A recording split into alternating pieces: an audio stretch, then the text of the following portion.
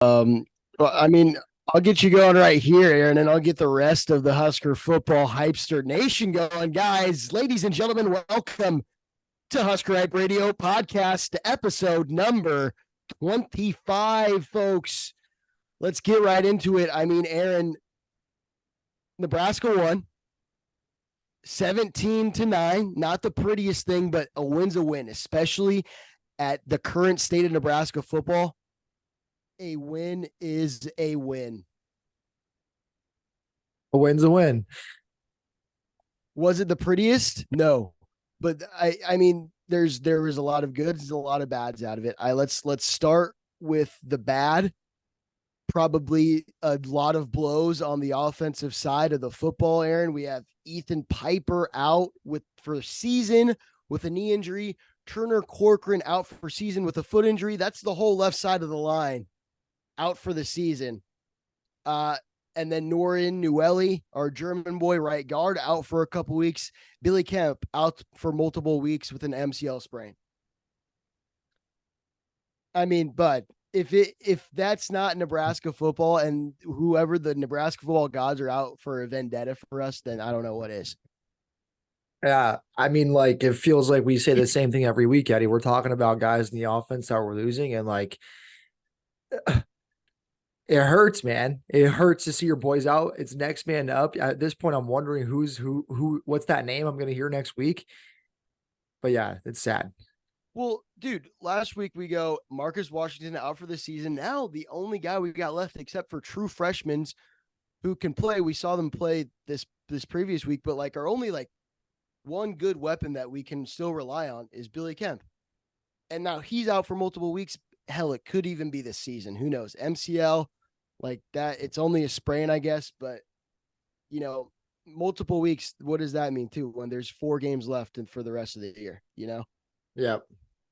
So yeah, it really sucks, especially this offensive side of the football. I mean, we've just all these guys, dude. The whole receiving core pretty much out now.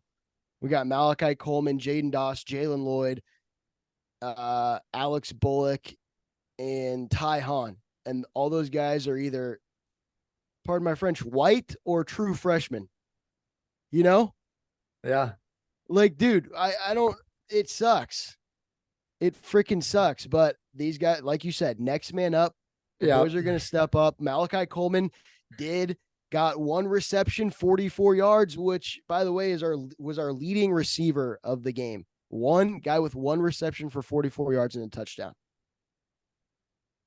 Yeah, Eddie. And when you see a pet play like that, you're like, why aren't we doing that more often? Why isn't that called? Apparently, that was a route that he wasn't even gonna be option number 1, but Buddy just dusted everybody, so he got the ball.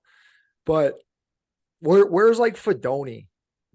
I mean, yeah, he had 3 catches for 18 yards, but these are just guys that we have to rely on. Older cats, technically, Yeah. even by all means, but it's like, And get this, Aaron. So Fedoni, he had 3 receptions, but the first 2 balls of the game were targeted to him. First one, interception, first play of the freaking game. And if you look back at that, if it's in front of him, Buddy goes yard for 75 yards on the first play of the game. And then even Bokacher was in the back of him, who he could have thrown it to as well. And then the next play after that, or the next drive, Nebraska gets the ball again. Ball intended for Fedoni. It's in his hands this time. He doesn't catch it. Ball goes up in the air, and it's tip drill. Northwestern gets the interception. It's just like nothing can go right for this offense. This offense, and I tuned into the Husker Hype Radio broadcast on Instagram Live, and I heard you and Kate talking about it too. Just the defense is bailing us out. The offense looks like shit. Haarberg goes for 8 for 17 with 85 yards. Like you already said, Eddie, 44 of those yards came on that one play. His fucking QBR was like a 12. Right. And I'm hearing whispers of Sims. I don't want to revisit this conversation, Eddie. We're not hearsay guys. We don't like to gossip. But at what point do we need a guy that can throw the ball? Well, I think this, Aaron, if we would have saw Northwestern maybe up at some point, they were for the first part of the second half, it was 6-3 only. But if those guys might have got up by 10 points, a touchdown, I think that instead of looking for a game manager is what Haarberg is playing in right now, you look for a spark in the offense. And Heinrich was the spark in the offense for a little bit, but now he's just managing the game almost, it feels like. That's my take. I don't know. And let me ask you a question, Eddie. So for the fans, they all knew I was at a wedding. I watched on my phone as much as I could, tuned in as much as I could. Some of the plays I saw, especially the option plays, I'm just not seeing as much explosiveness, like you're saying, in terms of Haarberg creating that spark, and especially some option plays. I see him hold on to the ball too long. I see him getting scared to toss it. What's your opinion on that? What do you see in the run game from him? I think he's the leading rusher again this game, but yeah, Aaron, you're right. It's almost 12 carries, 72 yards. Emmett Johnson had 12 for 73. So, I mean, both of these guys, I like the way Emmett Johnson does run the football. When he gets it, he goes north. He makes one little shifty move and then he's up the field and he gains 3, 4, 5 yards. And that's what you need from a running back. However, I don't want to say he's running horribly because we're getting there, but it's just like we have two running backs in the field, and then when we try to pass the ball, Right. I don't know, man. Well, it's the narrative we've said all weekend, and we're talking about and coaches, other Big Ten coaches are looking at this. Purdue's looking at this right now. They're looking at quarterback, not great, receivers, not many left on the goddamn roster. And so that's it's something one of the we can say there too about Heinrich is he doesn't have the guys that Sims had, It's like, so what do we base Heinrich off of who he has around him or what he can do? Well, I mean, the only person I feel like Sims had that we don't have would have been Mark, like who? Because the only person, but Heinrich played more games with Marcus Washington than Jeff Sims did. I guess is my thought for that. The only person that played in the first game that didn't play the rest of the season was IGC. Yeah. But I do. Yeah. I see what you're saying too. Anthony Grant, talk more about him. His name's quiet. He got 6 carries for 22 yards. What do you think about him today or this weekend? I mean, Anthony Grant, honestly, when it was a running back in the backfield, I usually said Johnson, and then Anthony Grant would pop out and be, oh, it's him. I just think that he needs to be better in practice. That's what Matt Rule is saying is you got to limit the fumbles, and I don't think he had any this game. But Josh, dude, Fleeks, that was rough to watch. Fleeks, whenever he got the ball, I don't know what was going on. I think he fumbled once there. It was not a good showing out of Fleeks. I think it's Grant and Johnson who need to be doing the majority of the carries. Yeah. And then, okay, here's the thing. Passing wise, Aaron, I saw this dude on Reddit made a beautiful little chart. Oh, yeah. Did you see that? Yeah. Yeah, talk about that. So Haarberg, 10 plus yards. So throwing the ball more than 10 yards is 10 for 27, 37%. 10 yards and less is 46 for 70, throwing for 65%. My question is, at the line of scrimmage, balls at the line of scrimmage, so basically screen plays, he's only thrown 8 screenplays, and he's 6 for 8 on screenplays, throwing them, and I don't know what the yards after the catch were, but with the way that our receivers block downfield and with how much we're not really getting that, we're not, what's the word? We're not making progress 10 yards plus. Like we're not seeing a lot of fucking shit going down, Uh-huh. So let's make these quick passes and do the way that our receivers can block outside, have those buddies run a little bit. I don't know. Eddie, I've been saying this is podcast like fucking 19. Yeah. That's exactly my thought. Because you just got to get the ball out, make it easy for the guys. Don't try to have the play develop, especially now, bro. We're down 3 of our 5 starting offensive linemen. We're not going to have time to throw the ball. We got to get it out quick and figure out quick schemes to give the playmakers the goddamn ball. Yeah, dude. Just give these guys the ball. And it's, I mean, this offense is definitely not going to be the thing for the rest of the season that wins us football games. I think we have to Yeah. face that. That's just the fact that we have to face too many injuries. Um, yeah, just If I injuries and no spark. I I, I think I think about the saying that's like good players make changes week to week, but great players make changes game to day or game to game. Or it's like good players make changes season to season, great players make changes game to game, but the best players make put changes play to play. I haven't I heard that, but that's a great quote. I And that feel like works. that's kind of where we're at right now. I feel like we're just trying to get by and like while we should be doing what we do best, but at that point, I don't know what it is. Where's our identity? In my opinion, Marcus Satterfield, hot seat. That's just Aaron's take. Aaron's hot take of the week. Marcus Satterfield, hot seat. Aaron, I know that's your take, but I think that's what you say about Haarberg too, man. If he doesn't have the weapons around him, or not even guys like Gabe Irvin or Ramir Johnson in the backfield who can help out and be on that pass pro, whatever, or the line up front, man. Like we can't. All of that affects Satterfield too, you know. So if he had his guys who he thought he was going into this whole season, and now there's 8 of them, 8 of the 11 guys who are starting the start of this season are now not fucking playing right now.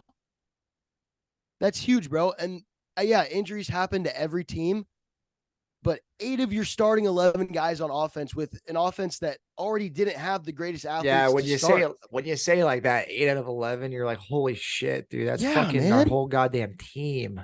Like Nate, I'd love to know if there's any other fucking team in the nation who has 5 guys that haven't, like 5 guys out. Yeah, especially just on one side of the ball too. Yeah. So I that's a hot take.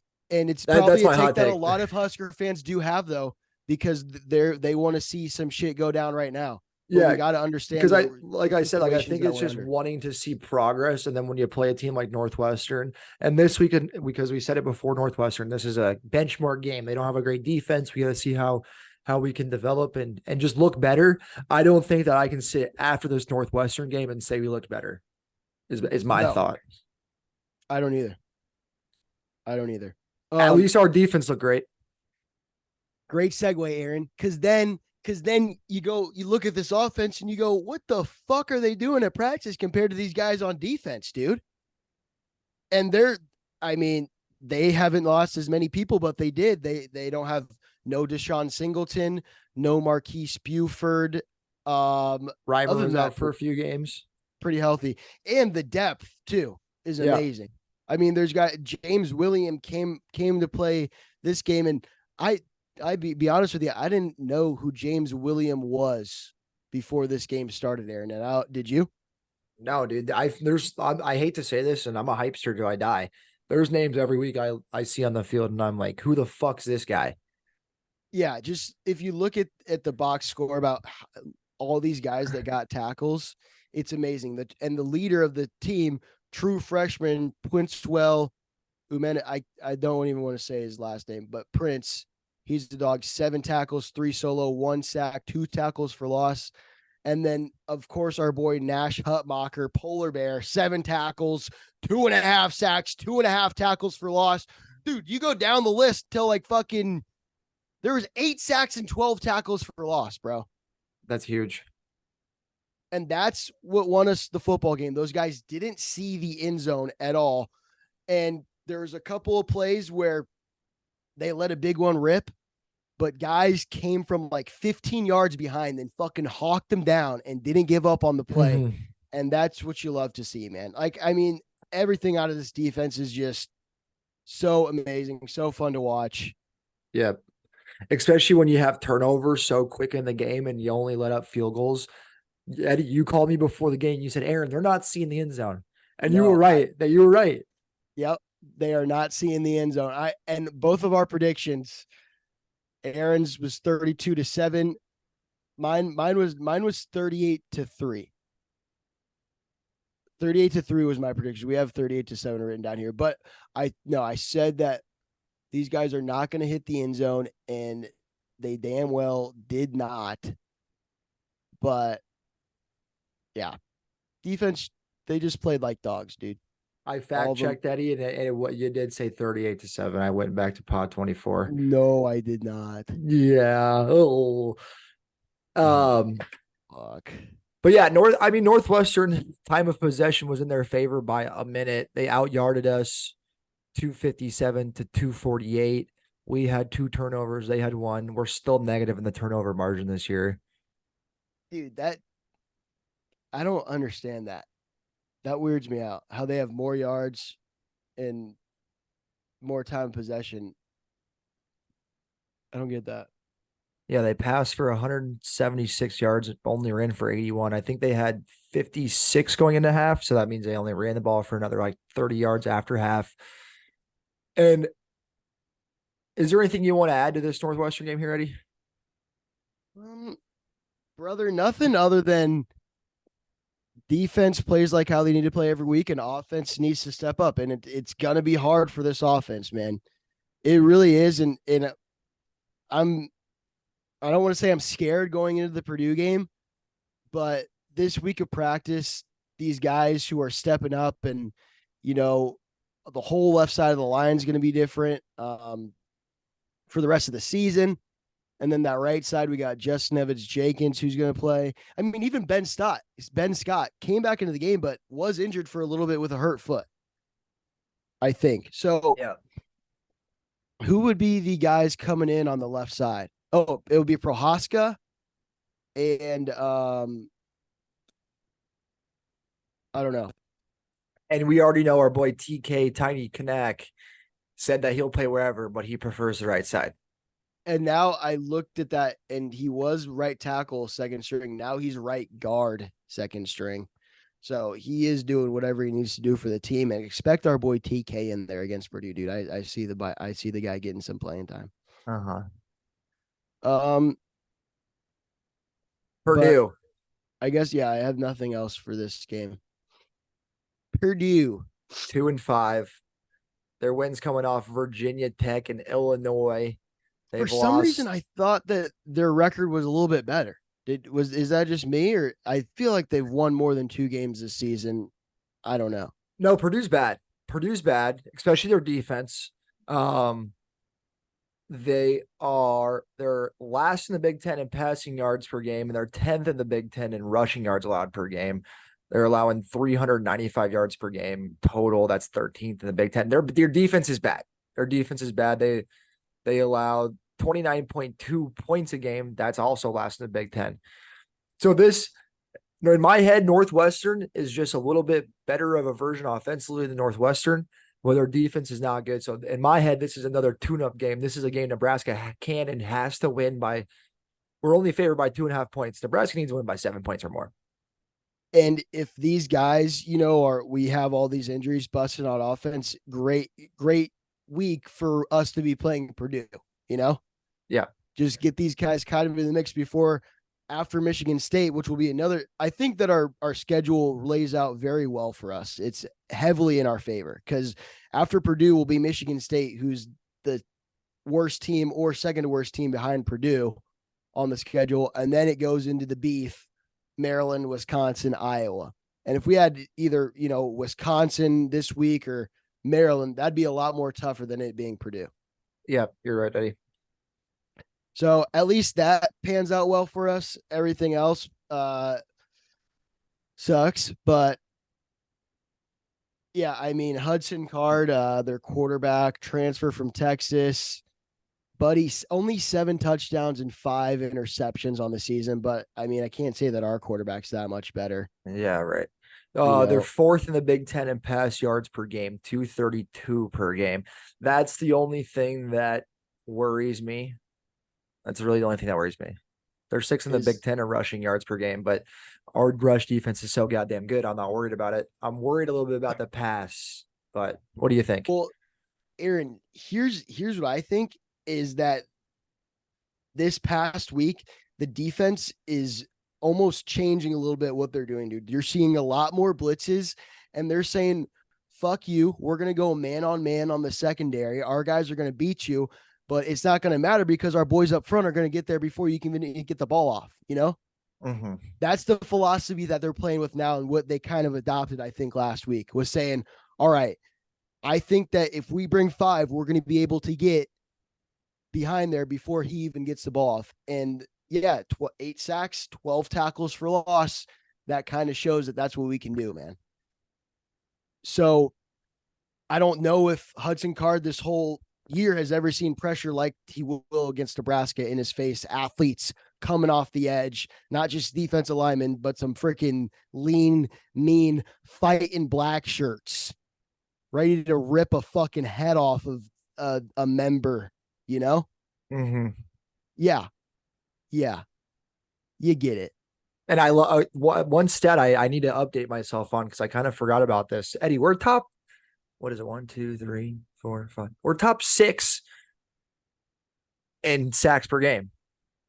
We're tied for 6th in sacks per game or whatever that would be. 20, 24. Yeah. Yeah. Came back after that 8 and expect a lot more this game too. I mean, that's what I think. I think that their pass game is probably better than Northwestern's, but what we did against Northwestern, they're going to see, and they're going to try to get the ball off quick. So maybe expect some screen plays like we want our Huskers to do, you know? What else, brother? Couple other stats we can get into. Nebraska's second in the Big Ten, 5th in the nation in rushing yards allowed per game. Only 76 yards per game they're allowing. And that's kind of crazy. Second in the Big Ten, but 5th in the nation. Big Ten. They got some good Penn State and Nebraska. They're the top dogs in the universe, basically. And then the other big stat, we're first in the Big Ten in rushing yards per game on the offense, 196. That'll be big for us the rest of the year here, hopefully. Oh, man, do we? What do you think happens if we are to see Jeff Sims this season? I'm just curious.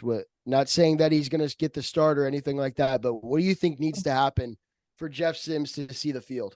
Number one, and we never want this to happen, injury. Buddy gets hurt. Number 2, I think it needs to be like an entire half of shitty play by Heinrich. Yeah. Because I can see Jeff Sims coming in at like the start of the half or maybe the start of the 4th quarter if shit's going south. I'd say either like 2 back-to-back, like big game-changing interceptions or turnovers from the kid is what I think the biggest would be. I don't think it would be if he just wasn't completing his passes. I think it would have to be something like an interception or a turnover or 2 of those back-to-back to get him off the field. So kind of like this week though. Yeah. But it happened too early in the game. So I see what you're saying. That's why I think like if those interceptions and that the offense, like over the span of that whole half against Northwestern, I could have seen Sims come in that second half, but they kind of cleaned it up, I guess is my thought. So, but if it happens for more than a quarter, I think that he could get yanked. Yeah, I agree. But let's hope that doesn't. I mean, let's hope that doesn't happen. I think we just need the best guy in the game. That's what we need. And I don't think to call Haarberg a definitive starter is the right thing because both of these guys, I think, are the same amount of skill level. So it's whichever one provides the most spark in my mind now is what it has to be. Yeah. And I guess I'm not at practice every week to Right. There was some shakeup. I have some Big Ten news. So Wisconsin's back in first place in the West. Iowa's in second. That lost to Minnesota. Did you see that punt return that got called back, Ed? I did, dude. I saw that live. And for the fans at home, I was watching this because the ceremony was over. We're doing the reception. I'm watching it. I see Iowa return a punt. What do? I walk over to my father. I said, Dad, Cooper DeJean does it again. He returns the punt for a touchdown. 3 minutes later, after I get my food, I come back to the table. The call was reversed and Iowa loses. And I have to go back up to my father and say, Dad, Iowa lost. And the look on his face was like I just told him that, I don't know, I had AIDS or something. Or I don't know, man. Bro, that sucks for old Gary Wolversfold, man. I mean, that's horrible. You can't even watch it. First, you go to a wedding, you can't watch either of the games that both of your teams are, and then you hear both win, and then 3 minutes after you hear about a win, you hear about no, psych, they lost. Yeah. He must have thought you were some sick son playing Yeah. a prank And on him. honestly, though, I rewatched it, dude. And like, yes, he kind of does wave his arm kind of weird. But from what the post game was, is that he was saying, like, don't touch the ball like Peter, which you fucking see people do all the time, like Peter, Peter, Peter. And then he goes and picks it up, goes and runs it in the end zone. They let the whole play develop. I hate to say this, if I'm an Iowa fan, and I had money on this game too, if I'm an Iowa fan, I'm fucking pissed about this, dude. Yeah, but the rules are the rules, man. And I guess at the time, the refs didn't know that it was about, but a fair catch or any signal saying get away in the rule books, I guess, is that's a Right. dead ball after that. And You can't, and or now you that can't advance it. You can't advance it. and now that Minnesota beats Iowa, they're 2-2. They have the fucking tiebreaker against us. We need Minnesota to lose one more time. Good thing they have fucking Ohio State on the schedule. Aaron, I saw that. I was like, fuck, dude, because it's, it was, we technically don't control our own destiny now, but Minnesota will lose to Ohio State, you know? So that Yeah. would knock them out of the Big Ten West completely then. And it'd be up against us and Iowa, just like the same part at Right. the And start of that it. that just makes that Minnesota loss at the start of the year so much worse because we could be Oh, three yeah. and one right now. No fucking care in the world. Dude, we're But 5-2. We're probably ranked, bud. yeah, literally. We're probably ranked. What? A loss to number 2 Michigan and then Colorado, which was a fluke. Yeah, we'd Like, probably we'd fuck. probably be high 20s. We right outside, and then yeah, you're right. And then Yeah. we win against Purdue and Michigan State, and then we're fucking top 20. But the past is the past, The and it's past is the never going to past. become the present or the future. Um, Nebraska volleyball beat number 1 Wisconsin. Nebraska volleyball number 1 in the nation. That's the only other thing I had. Go Big Red. Dude, I mean, it's kind of I was just thinking, like, am I a Nebraska volleyball fan? Like, can I call myself that? I guess yeah, but I honestly didn't give that much of a shit. Rather than Nebraska beating fucking North, like, dude, the love for Husker football is so deep that it's insane. It's one of those things where like you take it for granted, but then like you do have that in your back pocket every now and then where you're like, well, yeah, and Nebraska volleyball is also number 1 in the nation. You Yeah, know, yeah, you can always do that. Where like our girls are better than bowling too. yep, Suck women's it. bowling. Women's soccer just won the Big Ten. Yeah, dude. Go Nebraska, figure. the best Nebraska, the best women's sporting college in the nation. Soon to be football. I guess Matt Rule said in his press conference today that a scout told him recently that they're the second toughest practicing team in the nation. Who's the first? Michigan. Georgia. Oh, okay, that makes sense too. Dude, And then I actually have an excerpt from Purdue. This is from Purdue.com. Ryan Walters says, I don't like that color. I don't like the N on the side of their helmet. So it's definitely a big week. Fuck that guy. Fuck that guy. I guess his dad played for Colorado. Yeah, he did. But who gives a So, fuck? That dude, guy's a pussy. I mean, it's just another game for us, dude. You know, at this point, it's just another game for us. Ryan Walter, he's got a little something up his butthole that he's scared about, and yeah, his dad is calling him and saying, "Ron, you better beat the Big Red. Cornhuskers." Yeah. So now he's got his daddy yelling in his ear. Matt Rule says, "Hey, I just got my guys. Let's go win this game." You know? Uh-huh. Yeah. Picks. Picks. Picks. Jinx, yo, Minnesota. First game, best game. Purdue at Nebraska. Nebraska minus 2.5 point favorites over under 42. Eddie, I'll let you go first. I mean, -2.5 Nebraska, and if you got the same as that, I'll probably go with the under. All If right. you Well, want to, I have the spread. I like that we're doing something different. So I got the spread. Yeah, I mean, it's minus 2.5. We're gonna fucking cover that. It's easy money. yeah. Okay. And then we got Michigan State, Minnesota. Minnesota's favored by 7, over under 40.5. Aaron, I got that. I got Minnesota. Michigan State's done. You got Minnesota -7. Yep. Head to head here, Ed. Michigan State +7. Nice. I'm betting against the Gophers. They're pissing me off. I think I'm betting with my heart and not my mind on this one, but that's okay sometimes. Yeah, dude. I think that Michigan State is the worst team in the Big Ten this year. Yeah, they probably are. Yeah, man. Now that I'm saying Either this out them or loud, Indiana. Fleck. You locked it in. That's a lock in, Yeah, dude. I don't give a fuck. I don't give a fuck. That's Fuck PJ Fleck. Go Sparty this weekend. Because then when they beat Minnesota this weekend, then we beat them next weekend and blah blah blah. okay. Ohio State, Wisconsin. 14.5. Wisconsin's Dogs. yeah, Wisconsin plus 14.5. Wisconsin over under 43.5. Aaron, what do you got? I have the over 43.5. Okay. I have the under. That's a good head to head right there. Wow, we're head to head everyone so far. Okay, Indiana, Penn State, minus 32. Penn State over under 44.5. This one I got plus 32 Indiana.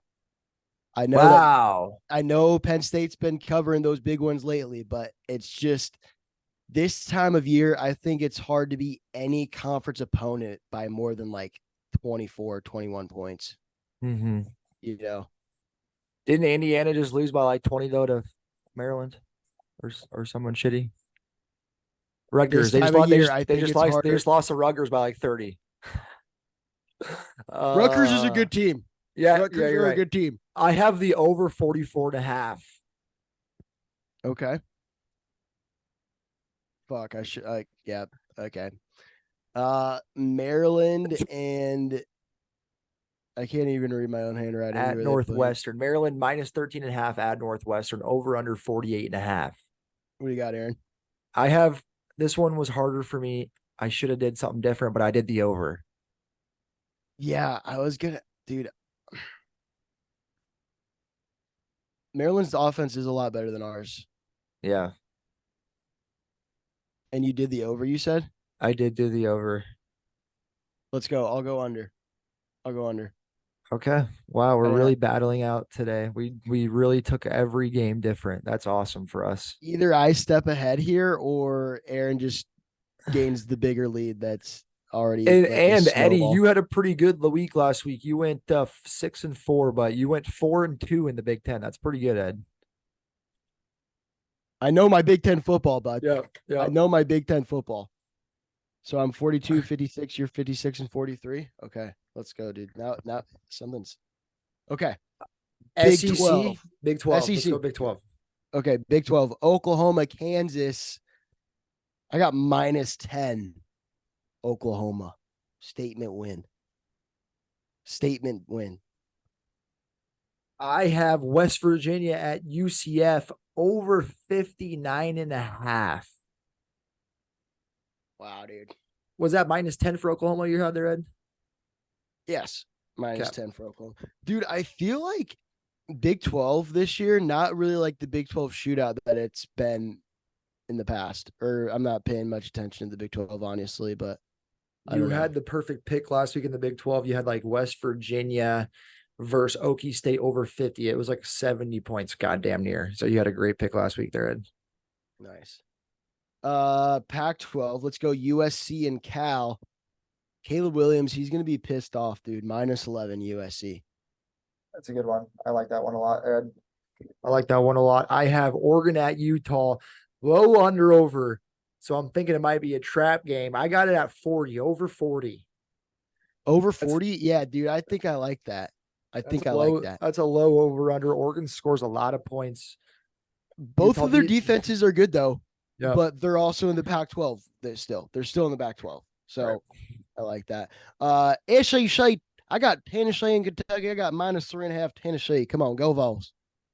I have that same game, Ed, but I have the over of 51.5. Okay. Okay, nice. That was -4.5 for Tennessee. minus 3.5, Tennessee. Oh, that's a good line. That's a good line there, Ed. Yeah. Virginia at Miami is my ACC game, and I got over 47.5. Virginia, Miami. That's a good one. Miami just beat Clemson last week. That was random. I have Louisville -4 versus Duke. Duke's quarterback is a game time decision. Sounds like he's not actually going to play. Ooh, where'd you get that from? The Kansas City Mafia? How do you know No, about that? I just saw it on like a college football account today when I was scrolling. What was the over under for Virginia Miami? 47.5? 47.5. Yes, sir. Nice. All right, man. Well, that was another episode of Husker Hype Radio podcast. Aaron, I can't, dude, we're already 3/4 away through the season. How much does that fucking suck, dude? I know. I was looking at our remaining schedule. I was like, fuck, dude, we only have like 5 more games left. Like, we're going to win 2 more and be bowl eligible, and we're going to go to the bowl game. Husker Hype Radio on site. Yeah, that's going to be fun wherever that is. Hopefully it's in like a cool town, like either like Vegas, San Diego, Nashville, or fucking like New Orleans or some shit. Or even like Austin might be sick. Yeah. Yeah. Just not on the East Coast where it's fucking cold. Like, yeah, please nowhere over there. That'd suck. Yeah. All right, bud. All right, pal. That was it. Bleed red, shit corn. Go big red. Go big red.